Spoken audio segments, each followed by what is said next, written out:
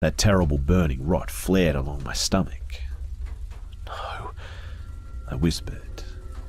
"I didn't come to you." "I came to you," Koenig said, and lumbered toward me. He was in his monstrous dream form, all snout and rotting scales and sores. "I too make paths when I want vengeance." A rumbling growl sounded as the dog crept forward, the size of a wolfhound with the build of a bear. The tiny pupils quivered in her pale eyes. Koenig bared his teeth in a sneer. "Listen, I've not come to hurt you. No point beating a dead horse, right?" "What do you mean?" But I already knew. "Your little scratch, it's poisoning you." This wasn't a surprise, but tears pricked my eyes anyway. "I don't understand Juliana," he said. "My first daughter and all the children who came after her. I made them, but I don't understand them. My good sweet boy never killed a body for anyone or anything. You, though, you relish it. Given, of course, the correct circumstances." Koenig grinned. Glistening saliva spilled from his teeth and dripped to the carpet. He looked so much like a cartoon beast, a horrifying one, but still veiled by that almost sweet nostalgia. "You are so similar to her. I thought she'd protect you." "Why? She set me up so Jesse would be angry enough to kill you." My breath threatened to hitch, but I controlled it somehow. "I feed and thrive on death. So do my daughters. Different kinds, but death all the same." A sickening epiphany dawned like the first sunrise, revealing the ruins after a catastrophic war. Wait, vengeance deaths keeps her alive? And strong. My poor girl's only ever wanted strength. Enough to someday undo me. So, I don't understand why they murdered you. You're the only one who feeds them. Jesse was right. The Phantom, it didn't care about any of us. Not me, not Carolyn, not Mark, not even Jesse. We were just pawns. Nothing but pawns in its deadly game with Koenig. "But why complain?" Koenig rumbled. "It's all to my benefit in the end." "Jesse won't kill you." Rumbling laughter shook the apartment. "Do you believe that tender-hearted child won't react to the violent removal of his only dream come true?" "Not if it means you go free." "Why don't you have a look?" The apartment suddenly melted away, replaced with Mark and Carolyn's familiar backyard, large and spacious with trees and a bench and a neat little flower garden I talked Jesse into planting with me. Rain clouds pulled apart overhead, filling the yard in soft, pristine light. Jesse stood by a mossy tree, looking up into the face of the static Phantom. "What happens if we don't die at the exact same time?"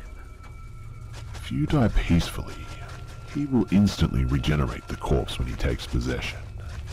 Were he strong, he would heal any injury. But you've made him weak and subject to physical limitations." "Like what?" "Damage, profound damage, immolation, dismemberment, even drowning, if you incapacitate yourself long enough." Jesse looked pale and terribly serene. "And that'll end it?" "Yours is the only body he has. Destroy it, and yes, he'll be finished." Wind rustled the trees, causing a shower of raindrops to patter from the disturbed leaves. "How long does she have?" "No!" I gasped, but of course he didn't hear it. The creature, however, it looked at me. The contrast of dancing static against soft green made me explicitly dizzy. "Days. Her wounds are festering." He shuffled to the beach in a daze, and I followed, dimly aware that I was begging him to refuse. "And she'll heal when he dies, you're sure?" The Phantom nodded. "It's a cursed wound. Curses die with their casters." "How can I believe you? You lied already." You told me if I fed him that he'd be a husk indefinitely. He would have, if you fed him. I did feed him. You fed broth to a god that requires blood. Without it, he starves and the body dies, releasing the spirit to overtake a more able vessel. I tried to tell you, but you chased me away. Jesse looked like he'd been sucker punched. His shoulders heaved, and for a second I thought he'd faint. But would that be so bad? If he fainted, maybe he'd see me. So I needed to kill anyway, all this time. I showed you monsters in your dreams. Monsters. Had you obeyed, you could have used them to feed him. But you didn't, and now... She'll die if he leaves. He stared down at the grass, wide-eyed and distant. A weight seemed to lift from his shoulders. Relief suffused him, relaxing tense muscles and fading the lines around his mouth and eyes. Okay. The yard evaporated and my apartment snapped back into place. I woke up thrashing and Koenig's monstrous form glimmered on my periphery. You have a decision to make, and he will listen once you decide. Let me show you something to help you. Let me show you what he is. He raised a half-formed transparent claw and pierced my forehead. Pain exploded and I widened out into another painted dream. One of Jesse's as he looks now, rangy and tired, and simultaneously too old and too young. He stood in a dark room. Grey light filtered through a filthy skylight high overhead, illuminating him while draping everything else in shadows. He was weeping as always. Always in so much pain. Dark figures wrapped in sheets were suspended from the ceiling. Ropes creaked as they swung gently to and fro. A soft, teasing whisper drifted through the darkness. Jesse? One of the shapes shifted, fists bunching under the sheet. Jesse cried out and ran. Bodies burst to life around him, straining against the ropes and struggling out of their sheets. Hands and feet and fleshless faces appeared, staring and pleading as he darted through the hanging forest of corpses. One freed itself and grabbed him. He halted, staring at it as sweat and tears spilled down his face. It embraced him, and for a second he wavered, arms extending as if to hug it back. But then he shrieked and kicked it away. You want us. It wailed. You want what we can give you. The bodies around it took up the chorus, creating a deafening, mad cacophony. Jesse covered his ears and bolted for a locked door, kicking and heaving himself at it. Corpses wriggled from the sheets and crawled toward him. Finally, with a great heave, the door cracked and broke. Jesse bolted out into the daylight and froze. A barren field surrounded him. Broken, bloodied bodies peered up from the dark earth. Children with bashed-in heads and missing jaws, bisected women and rotted men. They all shifted as one, and the earth itself heaved. Overhead, the grey sky flashed and exploded into pale, blinding yellow. Jesse collapsed, covering his head and screaming. I woke up in my dark apartment. My pajamas were drenched in sweat, and I felt freezing cold. I crawled clumsily back onto the couch, moaning as pain burned through my body.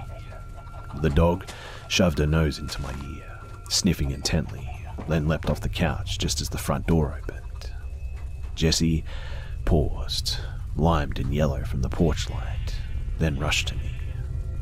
I'm okay, I lied. The dog barked. Maybe it was the fever, but to me, it seemed the very essence of I call bullshit. I laughed, helplessly. Shit, he whispered. It was the first time that I'd ever heard him swear. You can't do it, okay? Every word reverberated through my body, sparking fresh explosions of pain. Don't listen. They want the same thing. He smoothed my hair back gently. No, they don't want the same thing. He thinks that I'm too weak to finish him, and She knows that I'm strong enough. I begged and pled and cried, and he held me all the while. When I finally calmed down, he helped me into the shower. It seemed to wash away the delirium as well as the sweat, and even the pain dulled. He wants to take me to the hospital, and I'm not entirely sure why. Maybe he hopes the Phantom is lying, that there is a cure for me, even though the physical wound is clearly healing. I hope the same. But even if that is the case, even if a doctor could kill this infection, I don't want to leave. I'm too afraid of what Jesse will do if I'm not here.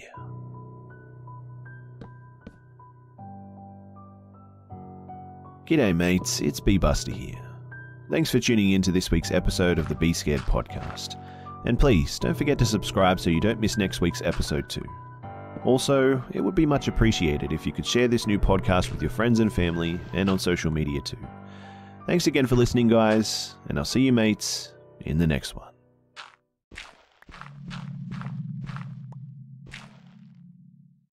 G'day mates, it's B-Buster here. So before the episode begins, I would just like to say a huge thank you to Castbox for helping me make the Castbox original, Be Scared, which is produced along with Studio 71. Castbox is the fastest growing, highest rated podcast app on both iOS and Android, and you can find all of your favourite podcasts there. Personally, I think Castbox is the best podcasting platform out there, and I hope you guys check it out because I think you'll be surprised at just how much variety they have and how user-friendly their app is. Anyway guys, thanks for listening, and without further ado, let's begin.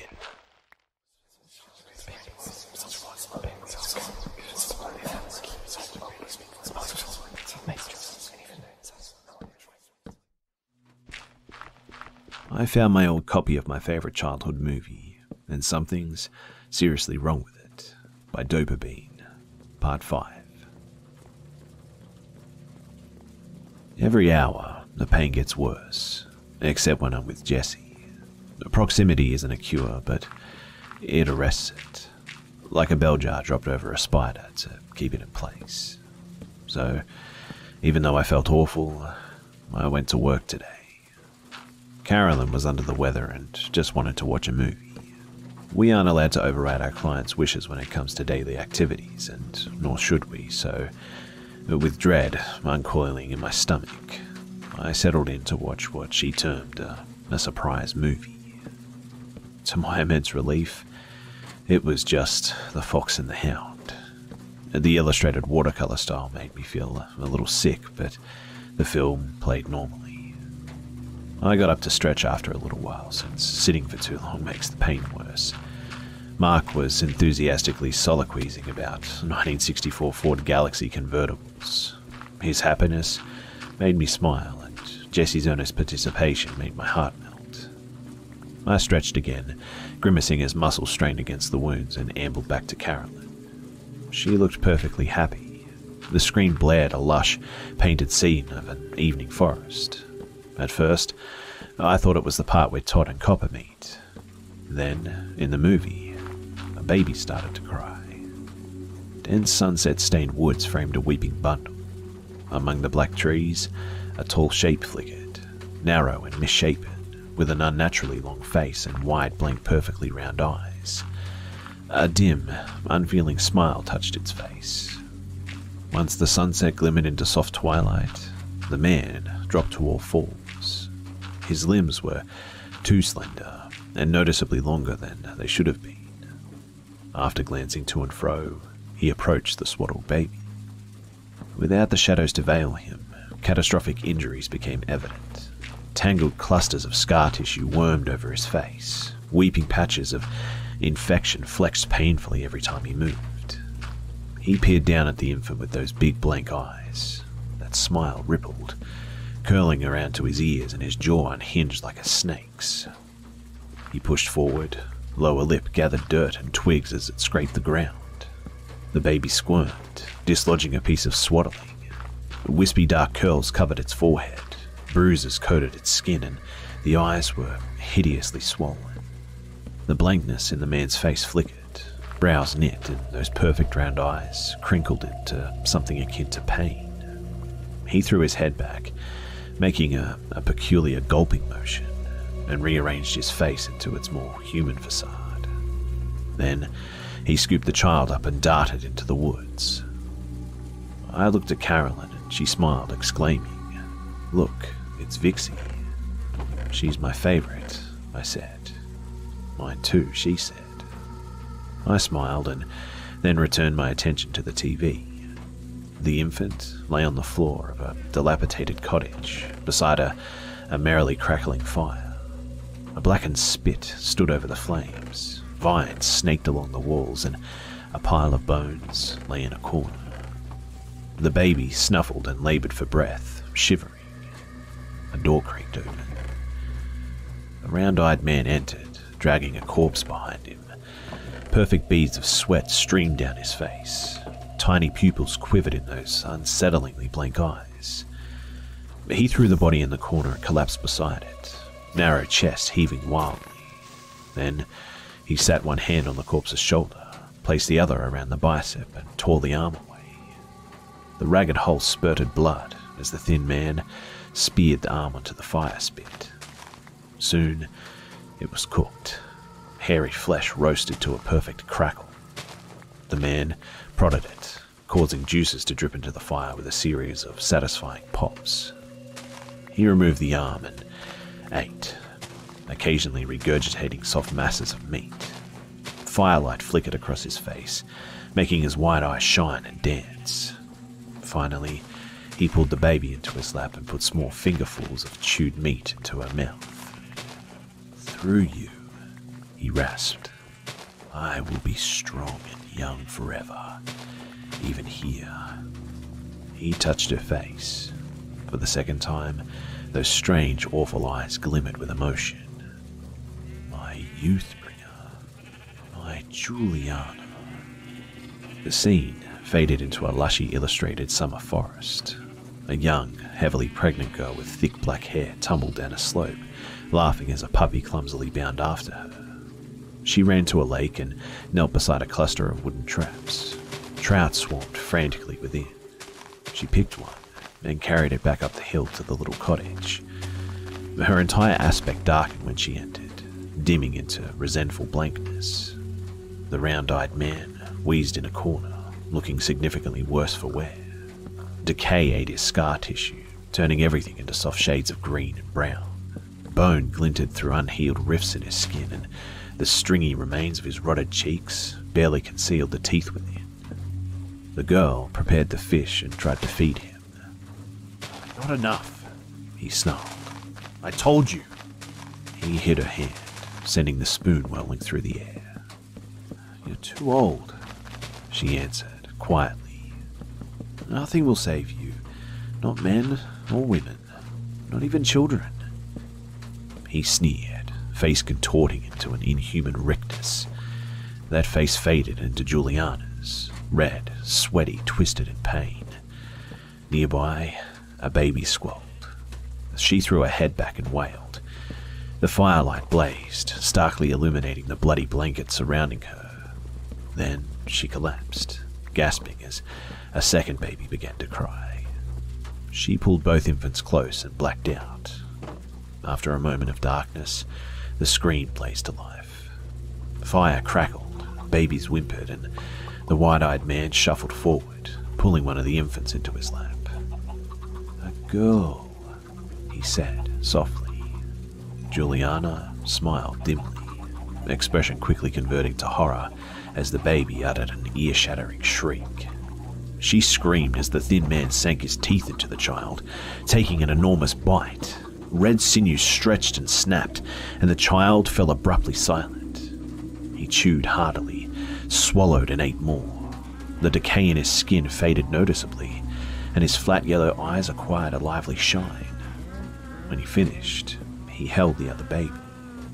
Juliana struggled to her feet, but he shoved her with such force that she flew into the opposite wall. He cradled the child in his arms, smiling and then regurgitating into the infant's mouth. "My boy," the man cooed. "My lovely boy." The boy grew quickly. The thin man tortured him, baiting him into torturing animals, instructing him into art and murder and abduction, overseeing forays into cannibalism, all within the dreamy confines of that animated world. One day, as the boy lay on a shoulder in the forest, Juliana hobbled to him. She looked hollow and sick, much older than the thin man. Her son sat up when he saw her, clearly wary. She held her hands up in a peaceful gesture. "I mean no harm." He watched her suspiciously. "Your grandfather?" she said. "Father," he corrected. "Both," she conceded. "He isn't a good man. He makes you do all his work, claims all the fruits of your labor, and leaves you with nothing." The boy relaxed somewhat. "Yeah, I know this. He's weak." With some difficulty, Juliana hefted herself up on the rock. "You could kill him." Hazy sunlight shafted through the trees, dappling the rock and gilding the boy's black hair with pure white gold. "Is this a trick? Are you going to tell him?" "I never tell him anything," Juliana assured him with a slight smile. "You know this." The boy killed the man that night, rendering his body into a dozen pieces with glee. He cut the decayed flesh away and cooked the rest, consuming it heartily as Juliana watched with a mixture of despair and satisfaction. When she went to tuck him into bed, he shoved her away. His dark eyes had a strange, flat aspect. She watched in horror as they lighted to unmistakable pale yellow. "Put into bed?" he drawled contemptuously. "By my own daughter? I think not. Sleep, and forget you're a ruin." She wept and said, "How can this be? I made him into me. I'll make all of my children into me until the end of time. Thank you, Juliana." He took her hand into his and kissed it with an absurd flourish. "Not only youth giver, but life bringer." Juliana wrenched away and collapsed as Koenig pranced out of the cottage in the body of her son. This cycle repeated endlessly. Many grandsons were tormented to do such things, but cooperated out of fear. Some relished the atrocities, partaking more eagerly than Koenig himself. Others were feeble or too frozen by dread and horror to do anything but obey. All met the same fate, though, finally goaded one way or another into killing their grandfather and overtaken by his spirit after. In their wake were dozens of mothers, sisters, brothers, and fathers, all watching helplessly as the boys transformed into monsters. The first mother, Juliana, died of sorrow shortly after Koenig stole their son's body. Yet she remained. Her small form, bony and malnourished in death as in life, haunted the boys, plaguing them with hideous visions of their victims' suffering. Sometimes it had the intended effect, and the boys would tearfully refuse to partake in torture until Koenig beat them into submission. Other times, it had the opposite effect. Some boys woke from these dreams flushed and revitalized, eager to fulfill Koenig's orders. Others joined Juliana, and over time, her phantom's figure expanded into a long-limbed, multi-jointed horror. They grew in strength and power when the boys killed other human monsters. Some felt that it absolved them of their own horrors. Others considered it yet another in a long line of pleasures. But all killed, and by killing, they gave Juliana minute infusions of strength. The tape continued through Jesse's abandonment. His mother gave him the slip of paper. After she left, he unfolded the paper, revealing a little painting of him and his mother. Along the side, she'd written, "For Jesse, love Mummy." Shortly after, a tall man with black hair and yellow eyes came to the door. Jesse shyly peered at him from behind his foster mother's knees. "I am Anna's father," the man said. "Jesse's grandfather. She sent me to fetch him." There was enough resemblance between the man and Anna that the woman didn't question it.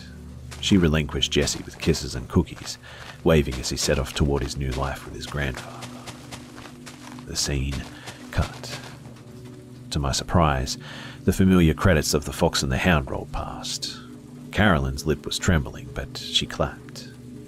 I got up and ran to the backyard, and I threw up and sank to my knees, wishing that I'd never come here. The glass door slid open and soft footsteps approached. A moment later, Jesse's arms went around my shoulders. Did you see it? I whispered. He hesitated. Well, I saw you seeing it, kind of like a daydream. Panic surged, and I tried to stand up, narrowly sidestepping my vomit. Carolyn, do you think she... No, he interrupted. No, other people only see what involves them. Carolyn was probably able to see that tape clearly because you care about her a lot. Mark had a daydream too, remember? They won't see other dreams. You did? Well, yeah, but it was basically about me. He looked down shyly. Something's different anyway, because we dreamed together. He looked up at the tree, scanning, and I thought for his painted monster. How are you feeling? There was no point lying. Yeah, it hurts. A lot less than when I'm alone, though. That's good. We stood silently, captivated by the hypnotic shimmer of wet leaves in the wind. I want to take you somewhere after work, Jesse finally said. He anxiously pushed his hair back from his temples. To the old house. The thought of going on a drive with that pulsating, rotten ache in my gut was daunting, but the idea of returning to the site of so much horror was worse. Unbidden, the thought of Jesse's dream filled my mind.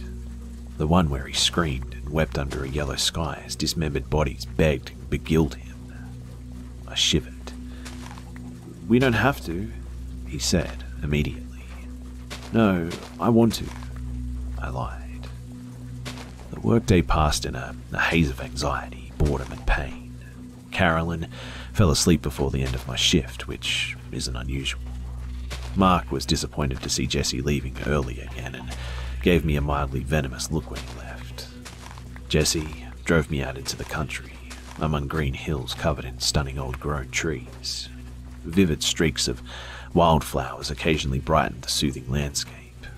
I felt myself drifting off and immediately bit down on my cheek to wake up. We drove until sunset. To my surprise, the pain largely subsided, and for the first time in several days, I felt healthy. The heavy clouds had dissolved, reduced to thin streamers that blazed with the setting sun. Jesse turned onto a narrow lane lined thickly with trees and flowers. It descended sharply into a tiny valley ringed with low hills. There, in the center, was the glorious little lake, serene and still, reflecting the brilliant sunset sky like a mirror. Jesse parked and helped me out of the car, and it was breathtaking. I don't think I've ever seen a more beautiful place, or ever will again. Balmy wind drifted, fluttering my hair and his, and he took my hand and guided me down to the shore. You've seen this place, haven't you? I nodded. Good. We knelt at the water's edge, peering down at our reflections. Frown lines cut his forehead and etches themselves around his mouth. He looked at me. Don't be scared. With you? Never. He smiled faintly and then dipped his hand into the water. Brilliantly bright ripples took off, spreading languorously across the mirror-like water. He twined his other hand into mine and submerged them both.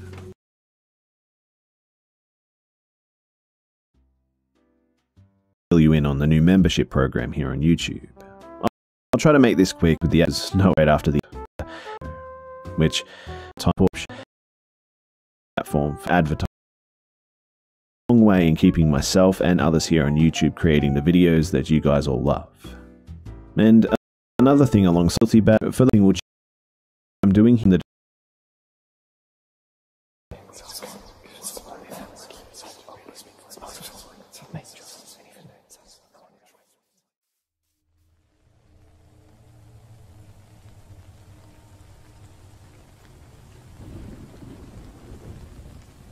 So, since this happened, I'm actually quite scared to go camping again, especially to those parts.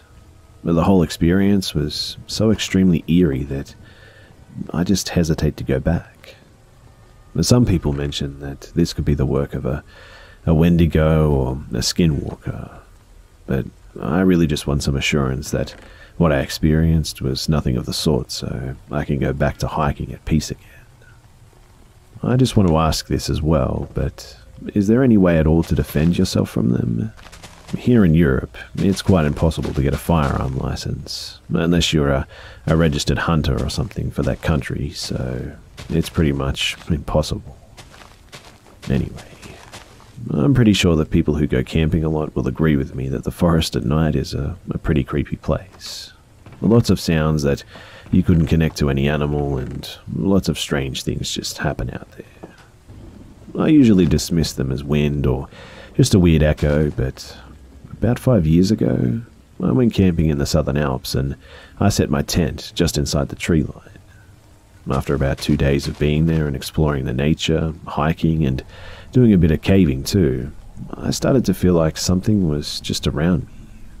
Not like following me, but that something was just all around. I thought that I was just tired and dehydrated, but when the night fell on the third day, I was laying in my tent and I started to hear branches breaking and leaves just moving really unnaturally. It's quite common for branches to break under their own weight or because they're rotten, but when I woke up and checked the trees, there were marks on them at about 15 feet high. Not just one tree too, but a lot of them. On the 5 trees around my tent, there were also scratches at the same height. Obviously, I was pretty scared at that point because I have no idea if some local was playing a prank on me or if there was something more sinister going on. I had a knife to defend myself with, but I quickly packed nonetheless, being a 5-foot woman that barely weighs 120 pounds, and I wasn't going to take any chances. I checked the trees and floor for the last time, and there were no footprints or any disturbed foliage, which meant that whatever it was, it came from the trees and didn't touch the ground, even once. Also, after I started heading back to the valley, I heard this just really strange noise.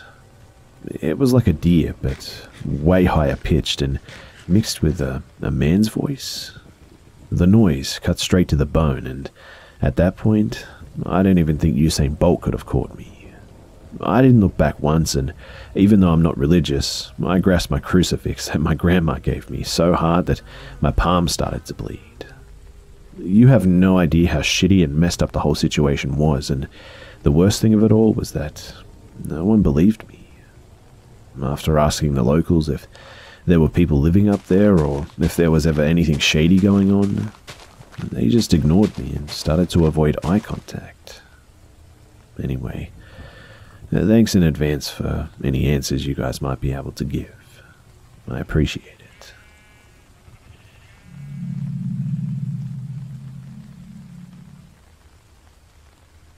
I moved to Spain when I was about 6 years old, and I used to live in Algeria. Algeria is a country in North Africa. It's part of the Maghreb and the white northern part of Africa. My mum is Spanish and my dad is Algerian, and I was actually born in Algeria, and so were my siblings. In Algeria, they believe in demons and ghosts, and I'm pretty sure most people there have experienced something paranormal in that country. It's well known if you're from that place where the black magic is commonly practiced. Summoning demons for malicious services, like a couple breakup or hurting someone. There's also allegedly a lot of paranormal things happening in these places. Personally, I believe in demons, and I have a bunch of stories that I'd like to share with you. Ones that I experienced, and ones that members of my family experienced. But let's start with one of mine. So we have this villa in Algeria. On the top of our villa was an apartment that belonged to my uncle, and he planned on renting it, but never did until much later.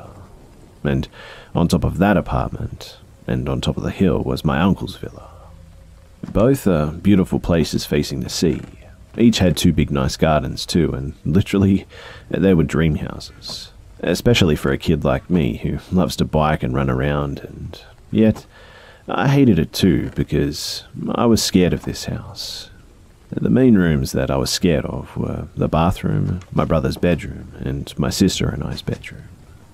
Whenever I was in these rooms, I can't explain why, but I just felt uncomfortable, like something threatening was around and I wasn't safe. My sister and I never talked about it at the time, and I was 5 and she was 12 or 13, I think. I didn't even know what demons were, and I knew about ghosts, but only the nice Casper type, if you catch my drift. Despite never talking about it too, I knew that she was scared. She would always ask me to come with her to the bathroom or come with her to our bedroom to keep her company. At night, we both hid our faces under our sheets when going to sleep too. One day, I was left alone in the house. My brother was at uni and my sister was still at school, and I came back from school on my own as usual, but both my parents weren't home. I stayed in our main garden for a while, and I just refused to go inside on my own, but there was no shade in the garden, and it was 4 p.m. and it was really, really hot. The city I lived in was very, very humid too, which made the heat even more unbearable. There was shade in the second garden, but it was only accessible through a door and it was locked. So I had no choice but to go inside. I did, and it felt much better because it was way cooler in there. This house was always cool or cold, and it was a blessing in the summer. So I went to my room and started playing with my toys, and there's a short corridor leading to my bedroom, and it took a whole lot of courage for me to go through it, and there are several closets in that corridor, including one that never closed properly, and that always scared me. Always felt like something was just going to jump out of it, but it was just a little bit of fear though. It wasn't as real as what I felt in like the room I disliked. Once I was in my bedroom, I started playing and took a couple of minutes to get all my toys out and set them up the way I wanted to. I used to love playing pretend with my toys and make them speak and give them different voices, but at that moment, I couldn't speak at all for some reason. I just felt really scared, and I really strongly felt like something was behind me, just watching me. I felt dread, and I had a funny feeling on the back of my neck. And I'd never experienced that before. And yes, you can say that maybe it was just my childish imagination, but can imagination really trigger such a primal fear? I don't know, but I felt like I had to just run away from that room ASAP, or something bad was going to happen to me for sure. I got up and I calmly walked out of my room and walked through the corridor. But just before I reached the end of the corridor, I heard a loud bang behind me that made me jump. From then, everything happened so fast that it's hard to remember, but I turned around and I saw the window just wide open. There are trees behind my window, and I swear I did not see any of their leaves move, not one bit, and I didn't feel any wind coming in. I started racing to the living room, and the only place where I felt safe, I slammed the door behind me, turned the TV on loudly, and acted like I wasn't scared anymore, but my heart was racing like crazy. Anyway, after a few minutes of calming myself down, I opened the window to the living room, and the air was the same, hot, humid, and windless. But what was really strange were the window shutters. They were slamming against the wall over and over for what felt like forever. It was possible for the window shutters to slam against the wall because when you open the window, the shutters are inside and not outside too. Even if assuming it was windy, and I'm really positive that it wasn't at this stage, the shutters would be out of the wind's way, stuck against the wall. It's a little tricky to describe all this, but I hope you guys get it. I only left the living room when my parents came, and I just didn't tell them anything. I just wanted to forget about it, and I wasn't sure if they were going to believe me anyway. When I was brave enough to go back to my room, the window was still open, and I noticed cracks on the wall when I closed it. I told my mum that I found the window open when I came home, and the cracks were already there. I wasn't the type of kid to cause trouble, so she believed me with this one. I was still shaken and terrified of what had happened, and it was just one more reason to hate this house even more. After that, a few more incidences happened too. One day, my dad woke up with scratches on his arms, long thin scratches like a cat scratch, but long, and we only had a turtle and a dog that spent most of their time at my uncle's house anyway, and they were not even allowed inside our house too. But one day, just out of nowhere, there was this horrible smell in the laundry room too, and filthy water. And to this day, I'm not even sure if it was water. And it just came out of nowhere. The washing machine was functioning well, and there was no leak anywhere in the walls or in the ceiling, and we were just completely baffled. But one evening, and this one really solidified for me that there was something wrong, I was playing hide and seek with my cousin, and it was my turn to find him. And as I was looking around, I saw a shadow running to my bedroom. I immediately thought that it was him and followed. I saw the legs from the corner of my eyes hiding under the bed, and at this point, I was convinced that it was him. I went on all fours, and since it was evening and it was getting dark, I couldn't see that well, but I definitely saw the figure of a little boy just laying on his stomach under my bed. All I remember was his dark brown eyes, just like my cousin's, and his blank expression. I yelled, "I found you," and just as I got up, I felt a sharp pain in my forehead, and then I felt blood falling down my nose.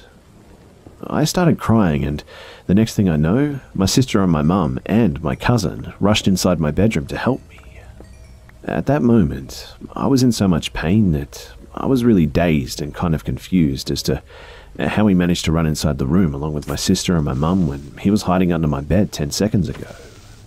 And the only explanation that I can think of now is that it wasn't my cousin under the bed. Which leaves me questioning to this day, who was that? The cut that I received was a little cut on my forehead, but it was deep enough that it needed stitching. But when my dad investigated, he said it was a twisted nail that somehow went through the bed and scratched my forehead. I was asked what I was looking for under that bed, and I said that my cousin was under it. And my cousin said that he was hiding behind my sister in the living room all along, and my sister also confirmed it. A year later, we moved to Spain, and all this dread and fear that I had whenever I was left alone in the room was finally gone. My sister and my brother decided to stay in Algeria to finish their studies. My sister experienced sinister things in that house too, and after she and my brother joined us in Spain, the house has just remained uninhabited for 4 years until we came back one summer when I was a teenager. I was not happy to be back, mind you, and there was no way that I was sleeping in my bedroom again. On the first night, I slept in the living room, and it must have been 2 or 3 a.m. when I started itching. I was half asleep, and it was just getting worse and worse, and it got so bad that I got up and turned the lights on to check what was wrong. And covering my naked legs and my shirt were fucking ants. The couch was absolutely covered in ants.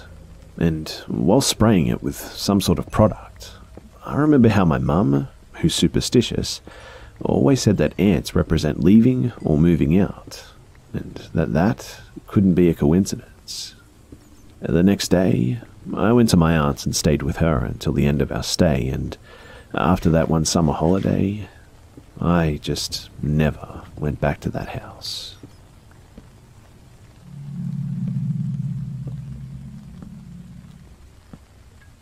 So I grew up in a really old house located in a small town in Iran. This house had 4 rooftops, 4 basements, 2 massive yards, and 3 separate parts for living. My great-grandfather, his siblings, and all their children used to live in this house too, but by the time that I was born, it was only my family. We were 5 members, and we were the only ones living there. So, most part of the house was deserted, and it was really scary at the time. The house being home to many bats made it even scarier too, but the worst part was that there were around 15 people buried in the basements, all family members from the time of my great-grandfather and before that. Most of them were children, mind you, too. It seems like in the old ages when children would die of illness upon being born or something like that, their parents would just bury them in their home. So the house was pretty creepy, but the town was also really creepy. Nearly all its population believed that this town was home to jinns. There were stories about seeing these jinns all over the place. A jinn is basically a demon from the Islamic faith. And so, during the 10 years that I lived in that house, there were many times that me and my family had seen shadows passing and things just being misplaced, the sound of footsteps and all that other haunted stuff. But we had gotten mostly used to it. But there's a particular memory that I remember very vividly, and I'd like to share that with you. So when I was 9 years old, I was playing hide and seek with my siblings and cousins. I was the seeker, and there was this room with a huge window with pink curtains. The window would open to a hallway, and I was standing in the hallway. The window was open, and I saw a very vivid white hand just grabbing onto the curtains. I was sure that it was my sister's hand, and I stood there for a bit just watching the hand, laughing with myself about how foolish my sister was, that she had revealed where she was hiding like that. I went into the room, and there was no one by the window. I searched the whole room, top to bottom, because I was sure that she was there, but I didn't find anyone. And then I ran out of the room and started screaming my lungs out, and my siblings and cousins came out of their hiding places, and no one had hidden anywhere near that room. To this day, I'm still haunted by the image of that ghastly hand.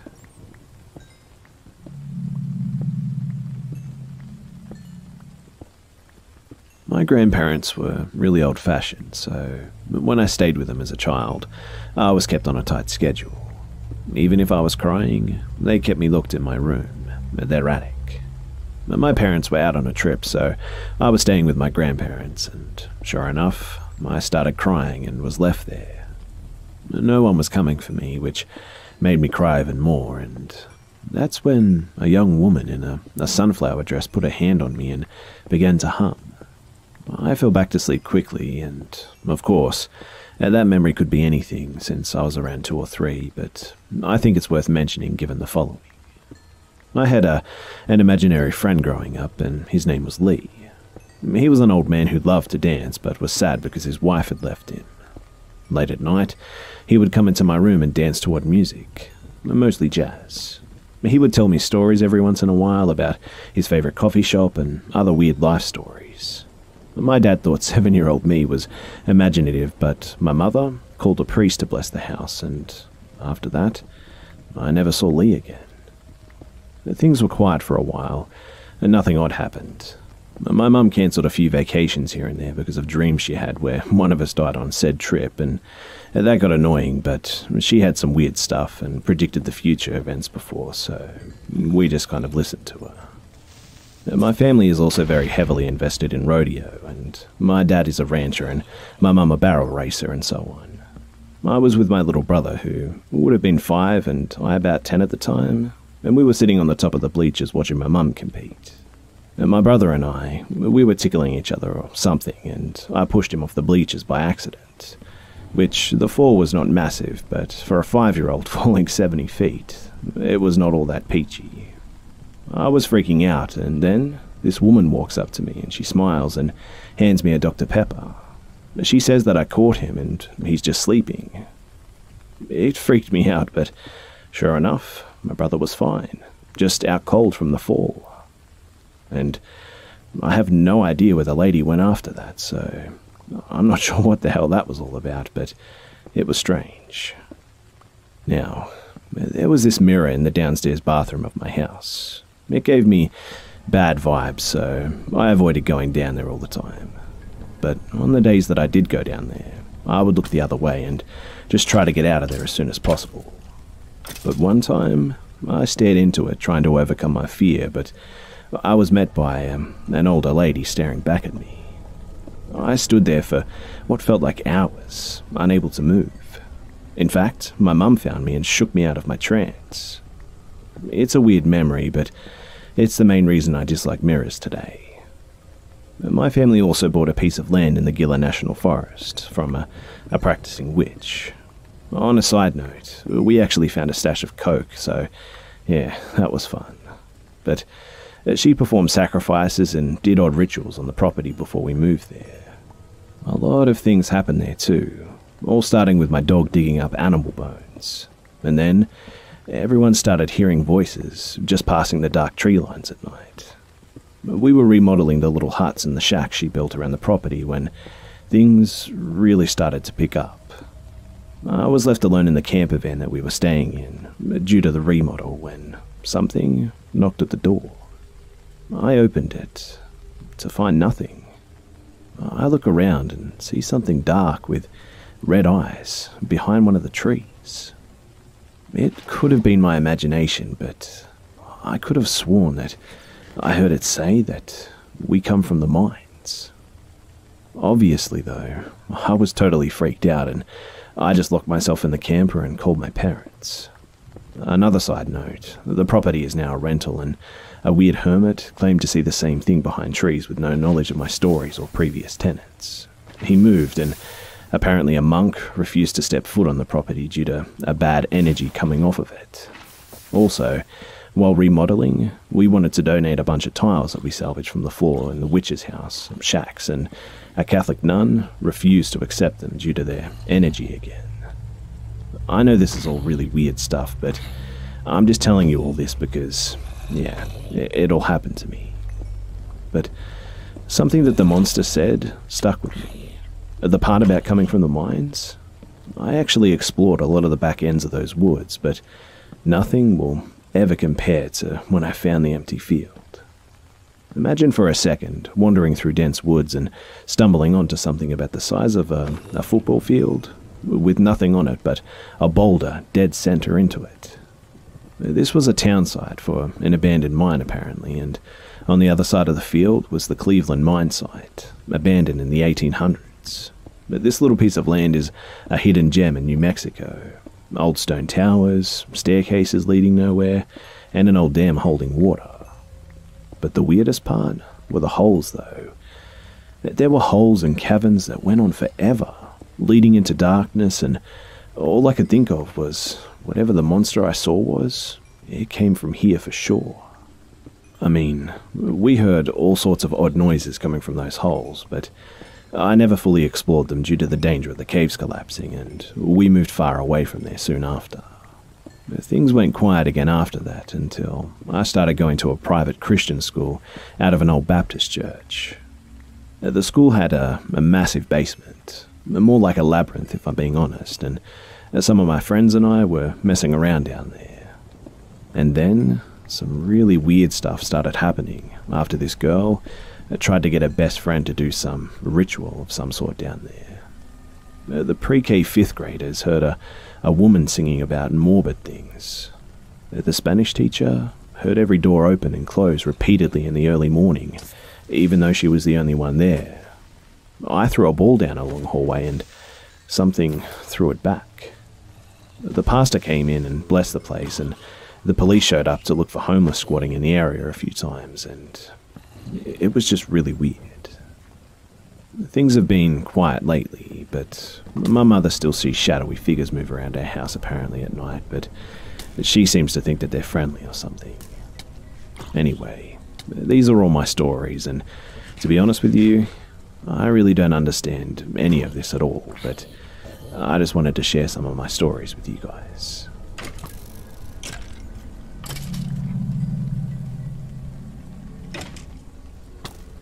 I'm a 20-year-old female university student from Australia, and this experience happened last year in the winter of 2017. I had moved several hours away from my hometown for uni, and I was looking to earn some money whilst I was studying. During high school, I had been a school tutor, and I really enjoyed tutoring, and I thought that this would be a good way to continue, so I went about finding students to tutor. It wasn't long before a mother contacted me asking about getting tutoring for her son.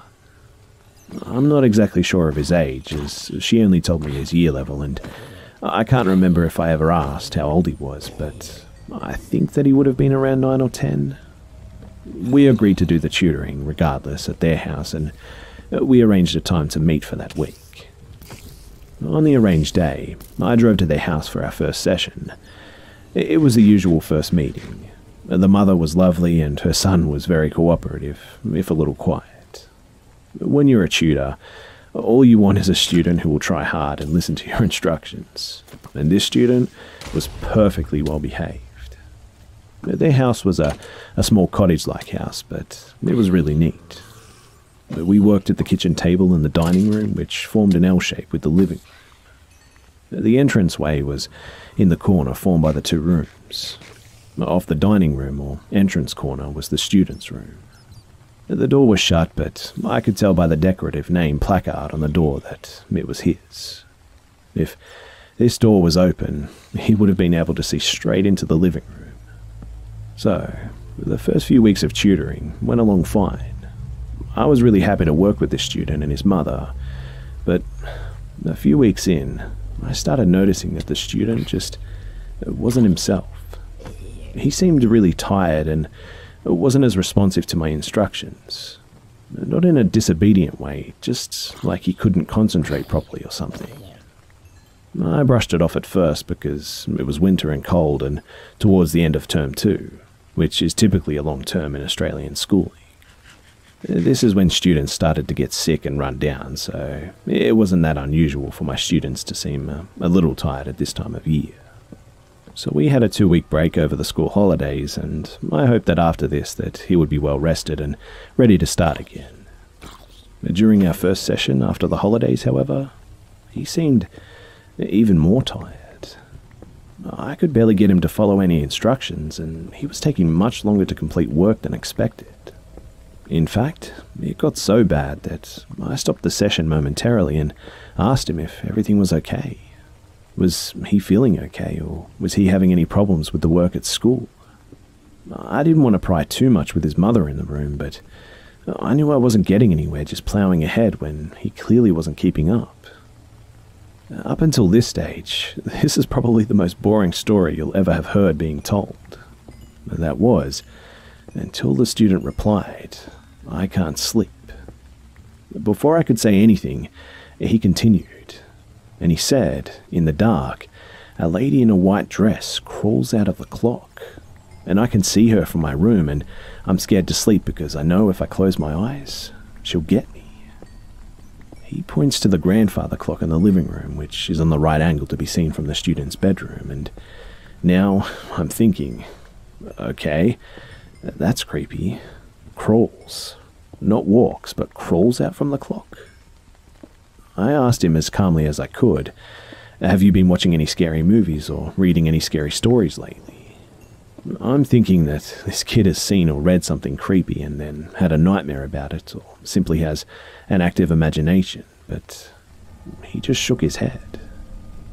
At the end of the session, I mentioned this to his mother as I was concerned by how distressed he seemed.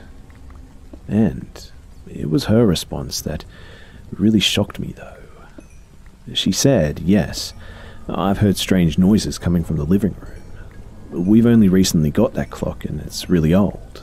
Someone inherited it, and then when they died, their children sold it, and I bought it, and that's as much as I know.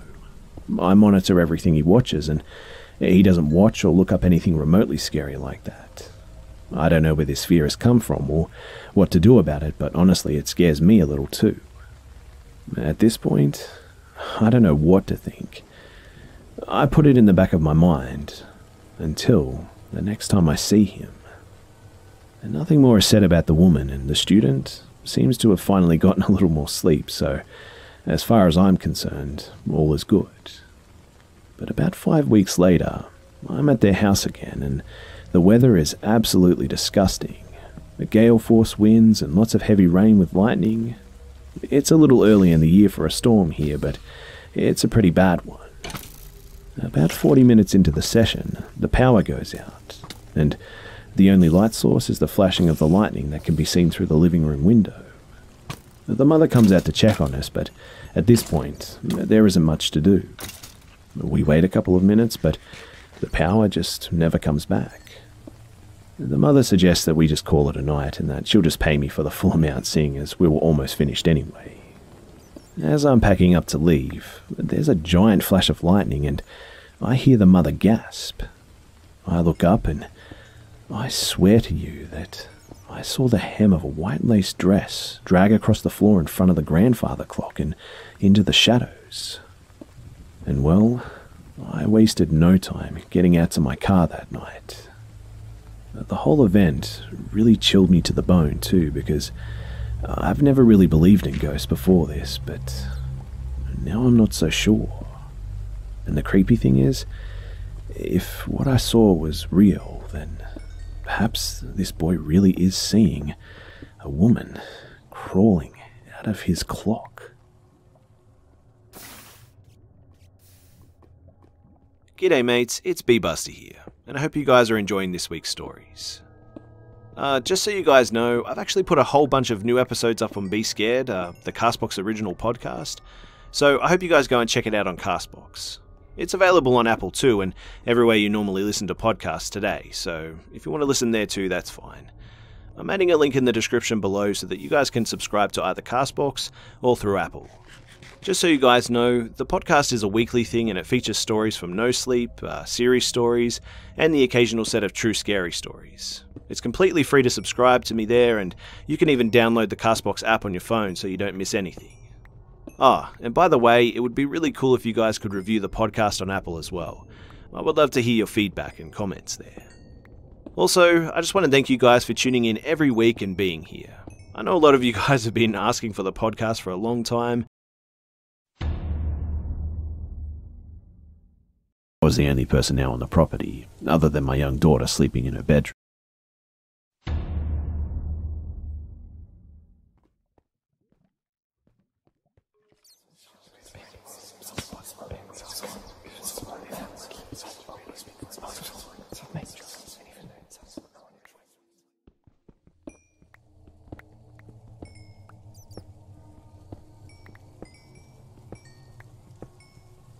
So I hunt, and when I say hunt, I don't mean I sit in a tree stand.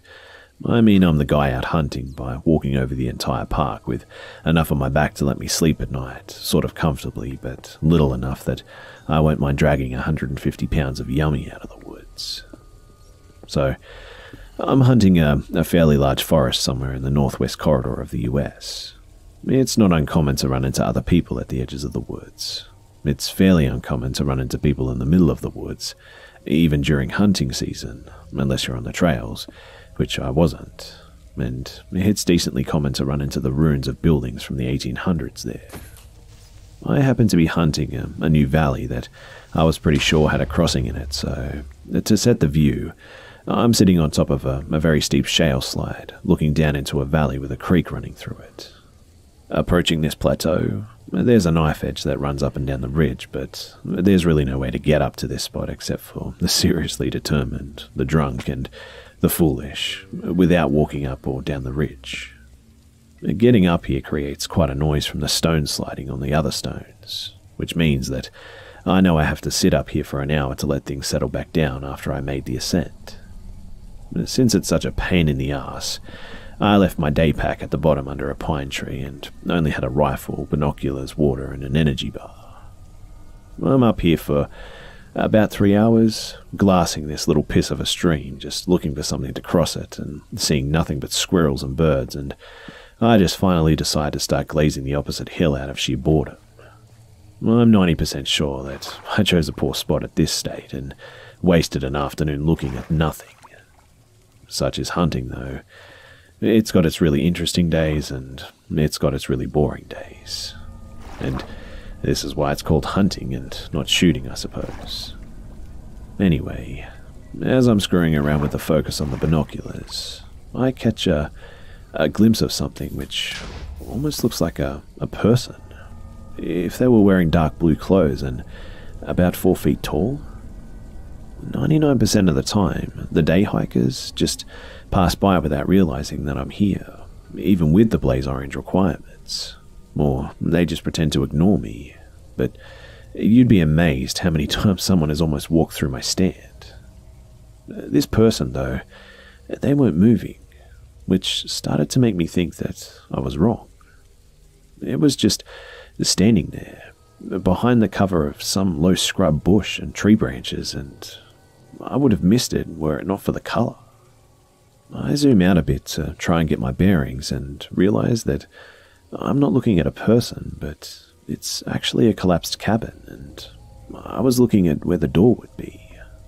Except it really looked like a person, and cabins aren't blue. I move the zoom back into the door and play with the focus for about 5 minutes, and I can't get the person to come back. In fact, the cabin door now has some light from the setting sun visible through the holes in the walls and the roof. Whatever that 4-foot-tall thing was that I was looking at, it had moved. I end up sighing to myself and just think, we're teenagers, right? And I have that thought and then realize something else. I can hear birds and squirrels and all the other things in the woods which typically go quiet when they notice something, which means that they didn't notice me. But that also means that they didn't notice whatever was in the cabin door a short time ago. I'm doing my best to stay quiet and not move, and whatever it was, it certainly did move. I mean, I would expect everything in the woods to have gone for cover with a teenager crashing through the brush, but the noises almost made it worse. There was something moving in the brush. I started to think that it was the trick of the light since the sun was setting and it was getting to the part of the day when tree stumps look like deer. And I knew I would have to move soon and figured that I might as well just pack up since I still had to get down off the shale and back to the pine tree where I planned to throw a tarp and sleep. At this point, I realized it wasn't dark per se, but it was overcast now. Again, the creepy experience isn't that there's something obviously wrong. It's that everything is so completely normal for what I would expect were I alone. About this time, too, a fog rolled into the valley, which the combination of overcast weather conditions, sunset, and a ground fog coming up in the Wetlow Valley signaled that it was definitely time to leave. I checked my safety and put the caps on my glass and reached up to take my orange flag. But the moment that I grabbed the flag, the dread came, and that's the only way that I can describe it. The woods went from animals going home to sleep to full-on, you're screwed. The movement had attracted what I could only describe as 1,000 invisible eyes, which all turned in unison as they noticed me. You ever wonder what a deer feels like in the headlights? Well, this is it. But then, I heard children. I heard children laughing. Not teenagers, not adults, and definitely not women, but full-on 5-year-old kids just laughing like they caught a firefly or something. I had hiked in 5 miles the previous day through woods and put 2 more down today when I woke up to get to this spot, and I distinctly hear children laughing during what I can only describe as the most creepy moment that I've ever had in a valley that I know is completely unoccupied, having stared at it for the last 4 hours or so. I'm pretty sure that my feet only touched the shale 3 times getting down from the knife edge, and I made a ton of noise doing it too. At this point, I just didn't really care though. I grabbed the pack and my flashlight and absolutely full-on fucking rucked it to the next hilltop. I killed my light halfway up the hill too and went to the top of the hill where I just threw down a tarp and unrolled my foam, and there I just sat all night watching the hill that I just came from.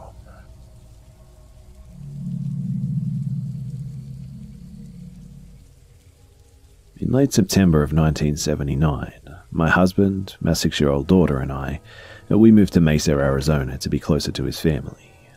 We quickly found an affordable 2-bedroom home. At 750 square feet, it was perfect for the 3 of us. It was sort of a fourplex, and it seemed like a nice place for the first month that we were there. But that all changed just before Halloween. It all started innocently enough. My 24th birthday was arriving in about 2 weeks. My mum always likes to send me a birthday card early, and this had always been her habit. And that year was no exception. When I got the mail that day, there was a card from my mum, and inside the card was some sort of birthday money. I was actually pretty tickled to receive the money, since I had been wanting a little eyeshadow duo that I had seen in a grocery store a few nights earlier. In those days, our money was pretty tight, as I hadn't found a job yet. So I decided to hop on my bike and dash up to the store before my daughter got out of school that day. Before I left, though, I wrote a note for my husband to let him know where I was going. My husband sometimes was able to stop by the house for lunch and that, so he was a computer service technician, and he travelled all over the Phoenix Valley. And if he happened to be near the house at lunchtime, he would just drop in and stuff. So I set the note on the kitchen table and drew an arrow on it, which pointed to the card. I set the card up with ornate covering showing. This card was especially pretty, as it had a birthstone set in the center of a flower on the cover. I set it up to show that, and then I left. I returned about half an hour later, and my husband wasn't there, but I saw that he had been. At least, that's what I concluded by what I saw on the table. The card was flipped over and upside down, and the part of the card visible now was on the backside, with the part that displayed the price facing forward. I was sorry that I missed seeing my husband, but I thought he was really clever in letting me know that he had been there by flipping the card in that manner. When he arrived home at the end of his workday, I told him how I was sorry that I had missed him when he stopped in for lunch. But he didn't know what I was talking about, and apparently he hadn't been by the house that whole day. That really freaked me out because I made such a production of setting the card up to show the birthstone. So there was no room in my mind to doubt myself, and finally, though, I told myself that I must have somehow flipped the card over myself or something. I mean, I just had to tell myself this to be able to sleep that night. A week went by with no other strange happenings, and then, lo and behold, another spooky thing occurred. I was home alone doing some housework, and I was washing dishes when I realized that I needed to go and pee. When I got back to the kitchen, I saw a really strange sight. My drinking glass was turned upside down on the side of the sink, and I knew I hadn't left it there, and a chill ran up my spine. And then the strange occurrences became more pronounced. I would leave a room and return to find an object turned upside down on a regular basis. It was so odd because I would literally leave a room and return within seconds sometimes, and there was just no way that anyone could have come and gone without me seeing them. It was a total impossibility, in fact. But the worst part was that no one wanted to believe me too. These things only seemed to occur to torment me. One day, though, my sister-in-law Cindy was over. We were sitting at the kitchen table at the time, and I was cooking us some macaroni and cheese or something. We also had a pot of coffee going. Anyway, as soon as I had finished telling her about all the weird things, she did something crazy. Cindy said aloud, "If you're there, show yourself." And at the instant the words were gone from her mouth, the electricity died. The macaroni cheese stopped cooking, and the Mr. Coffee shut off, and we both ran outside. We ran to the back of the fourplex to where the breaker box was, and we looked inside the box, but no breakers were tripped off. I need to also add that no one was around outside that day but us. We called the electricity company to send out a repairman, and when he arrived, he quickly found the problem and fixed it. We asked him what the problem had been, and he told us that a pertinent part was missing from the breaker box, and he just replaced it.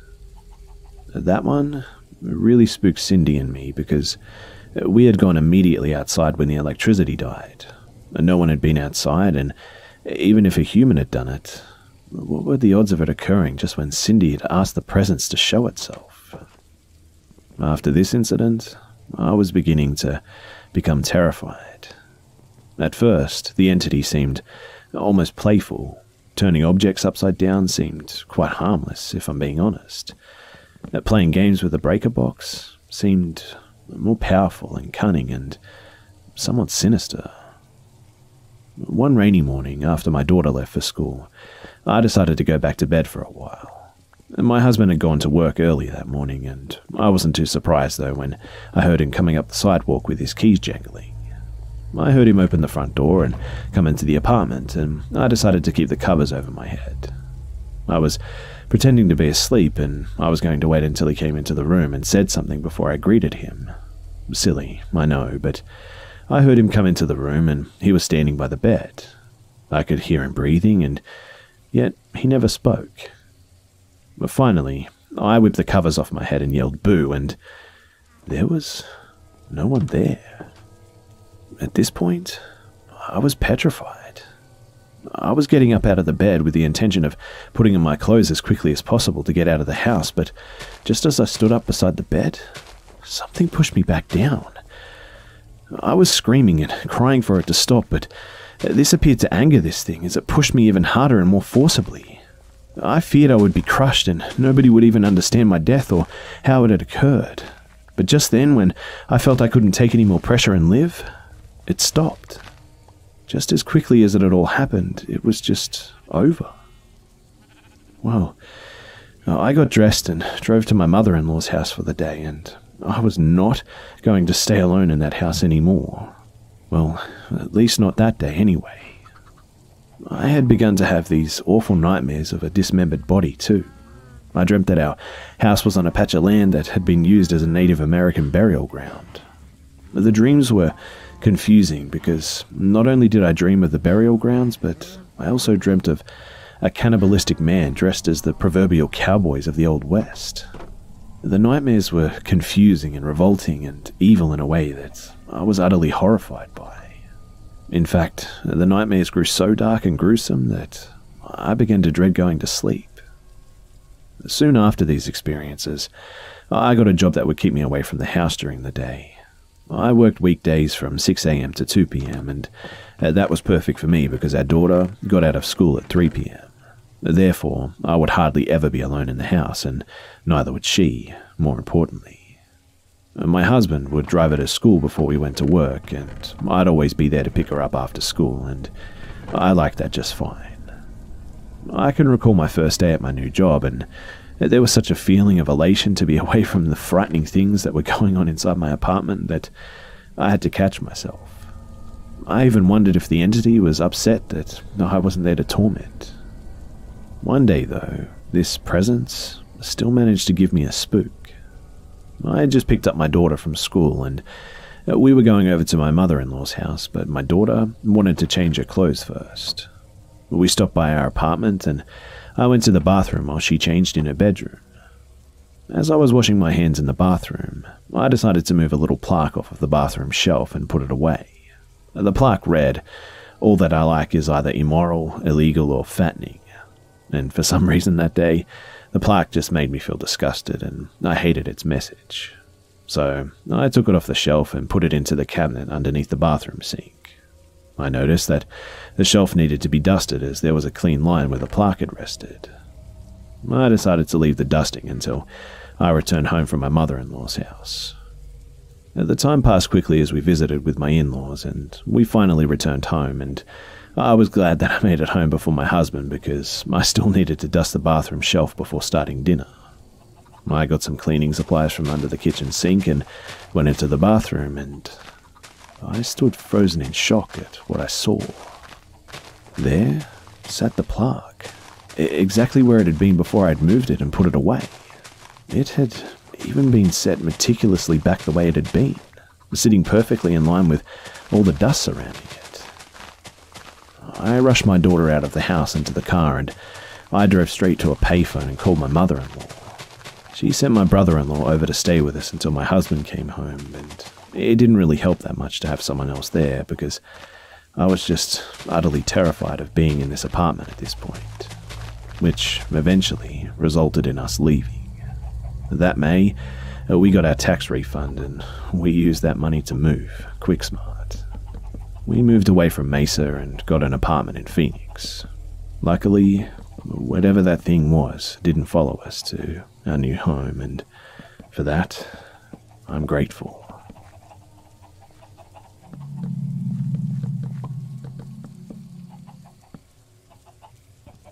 This isn't going to be your typical paranormal story, but it's probably the most frightening one that I've been to in 10 years, simply because of the human element.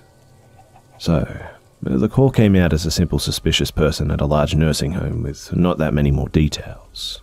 Myself and a buddy showed up to find a woman just waiting out front next to her vehicle.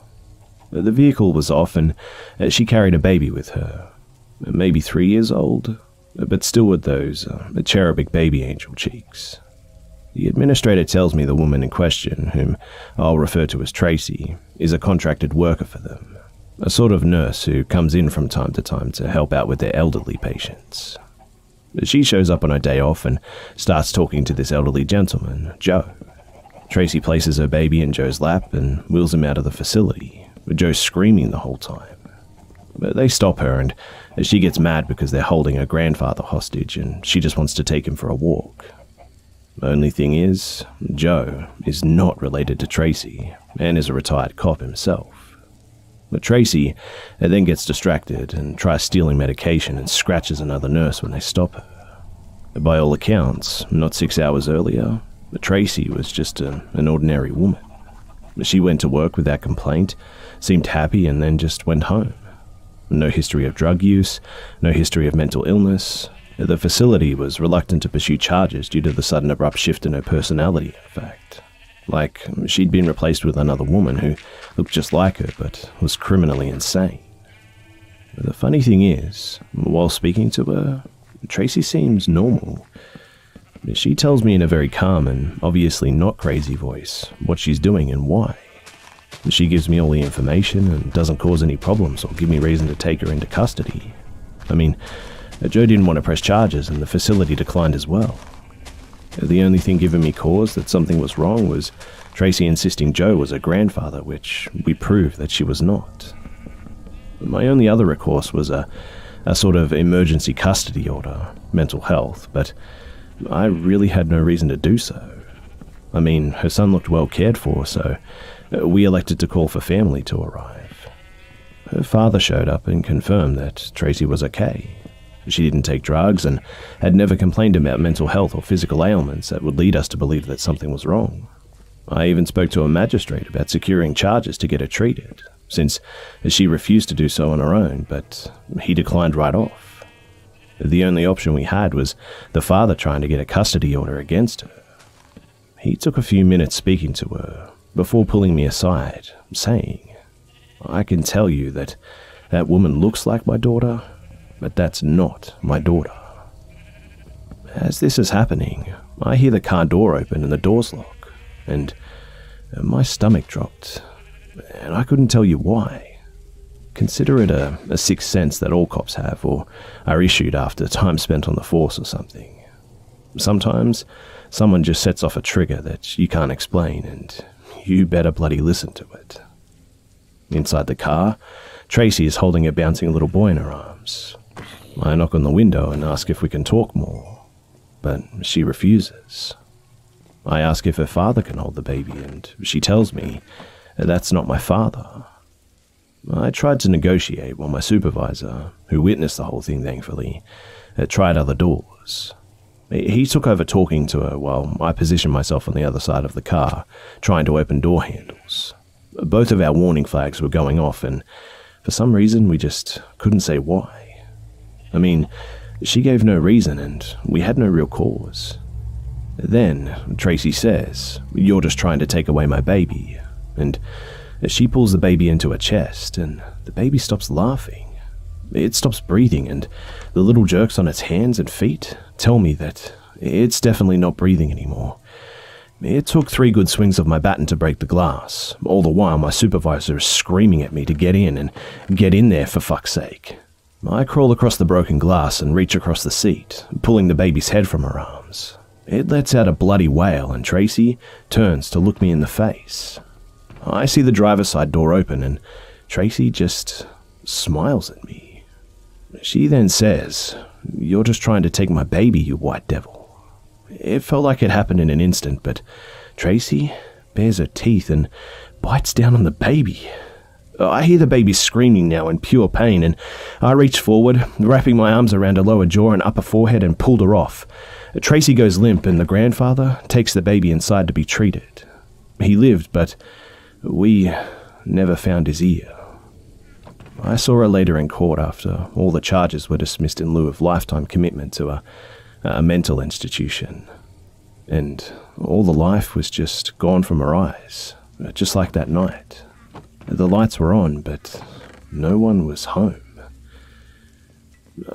I still can't explain how an otherwise healthy and vibrant person can just go from zero to crazy like that, but it haunts me to this day more than any ghost story that I have ever heard.